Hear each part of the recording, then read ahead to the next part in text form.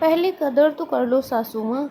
क्या हुआ है तुझे? देख रही हूँ जब से तेरी मम्मी अपने घर गई हैं तुम उदास रहने लगी हो। तनु ने रति से पूछा। क्या ही बोलूँ तनु, लग रहा है नौकरी छोड़कर बेटी को ही संभालूं। पर नौकरी छोड़कर सारी समस्याओं का हल निकल जाता तो छोड़ देती। घर कार इन सब का लोन ये सब भी देखना होता है।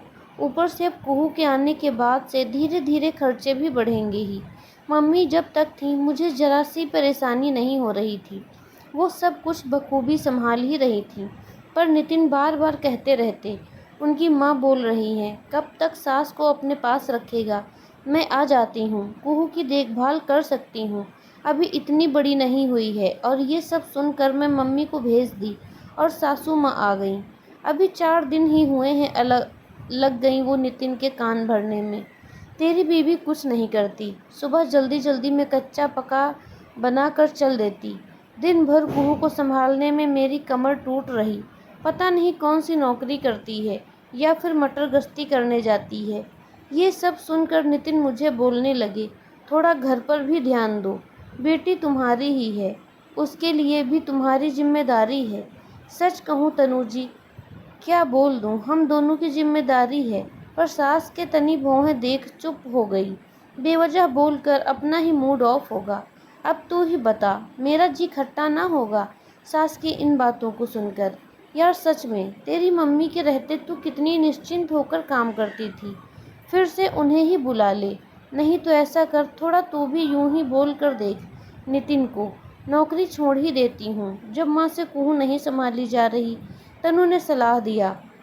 हाँ, ये करके देखती हूँ, कहते हुए दोनों बातों पर विराम लगाकर काम पर लग गई। शाम को जब नितिन घर आया, रति ने कहा, नितिन माँ सही कह रही हैं, मैं कुहू पर जरा भी ध्यान नहीं दे पा रही। मैं जॉब छोड़ ही देती हूँ, माँ का भी और कुहू का भी अच्छे से ध्यान रख पाऊँगी। बस वो जो लोन है वो आप देख लेना। सही है ना? पागल हो गई हो क्या? यार इतनी अच्छी खासी सैलरी मिल रही है, उसे छोड़कर घर पर बैठने की बेवकूफ़ी करने की सोच रही हो। माँ है ना, वो यही तो कह रही थी, आने से पहले वो कुहू को संभाल लेंगी। मैं बात करता हूँ माँ से, नहीं तो तुम मम्मी को फिर से बुला लेना। जब तक तो कुहू स्कूल जाने लायक न हो जाए, हमें किसी न किसी की मदद तो चाहिए ही होगी। नितिन रति की नौकरी छोड़ने की बात सुन घबरा गया था। नितिन ने जब अपनी माँ से कहा कि रति नौकरी छोड़ने की बात कर रही है ताकि आप दोनों का ध्यान रख सके, पर माँ, मेरी एक की सैलरी से कुछ नहीं हो सकता, कमाना हम दोनों को ही पड़ेगा। बस थोड़े वक्त का आपका साथ चाहिए।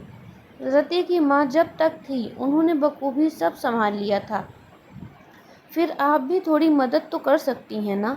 आपके कहने पर ही मैंने उन्हें अपने घर जाने दिया, नहीं तो वो कह रही थी कुहू को कैसे अकेले संभालेगी। रति भी ऑफिस जाने से पहले बहुत काम निपटा कर ही जाती है। माँ, बड़े शहर में रहने के अपने खर्चे हैं, मैं कैसे अकेले सब मैनेज करूँगा, सोच कर देखो ना। ये सब सुनकर रति की सास की भौहें तन गई और उन्हें समझ आ गया कि उनकी कोई चाल काम न करेगी। बेटे के कान भरने से भी कोई फ़ायदा नहीं, क्योंकि बेटे की पसंद की शादी, जिस पर बहू नौकरी वाली, और इतनी सुविधा तो उनके अपने घर पर भी नहीं है। बड़ी बहू के साथ रहने पर भी उन्हें काम ही करना पड़ता है। ऊपर से वो थोड़े सख्त स्वभाव की हैं, तो बात बात पर सासू को कुछ न कुछ सुना ही देती हैं। कम से कम यहाँ रति कुछ कहती तो नहीं, ऊपर से वो ही उनको डॉक्टर के पास ले जाना, दवा, इन सब की जिम्मेदारी उठाती है। वो तो रति की नौकरी के खिलाफ बस इस वजह से हो रही थी कि बड़ी बहू सबको कहती रहती है, मेरी देवरानी काम थोड़ी ना करती, वो तो मटर गश्ती करने हर दिन बाहर निकल जाती है और सबको लगता है काम करती है। ये सब सुनकर ही वो रति को घर पर कैसे रखा जाए इस ताक में थी। पर यहाँ तो बेटा भी उनकी बातों में न आया। रति बाहर दरवाजे पर ये सब सुनकर सासू माँ के जवाब का इंतज़ार कर रही थी। ठीक है बेटा, तुम कहते हो तो रति को काम करने दो, जितने दिन होगा संभाल लूँगी, फिर बारी बारी से कभी अपनी सास को और मुझे बुलाते रहना। सही है, महानगरों के खर्चे अकेले कहाँ उठाए जा सकते हैं। सासू माँ ने मन महसूस कर कहा।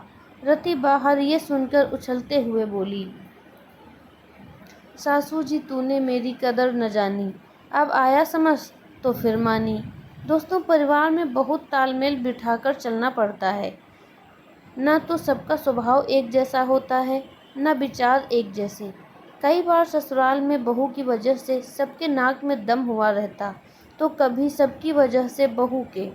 थोड़ा परिस्थितियों को समझकर एक दूजे का साथ देते रहना चाहिए, तभी तो बहू की निगाहों में ससुराल वालों की इज्जत बनी रहेगी।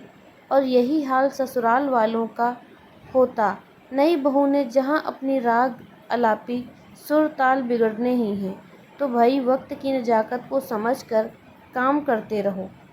आपको यह कहानी कैसी लगी हमें कमेंट करके ज़रूर बताएं। अगर पसंद आई है तो लाइक शेयर सब्सक्राइब ज़रूर करें। धन्यवाद।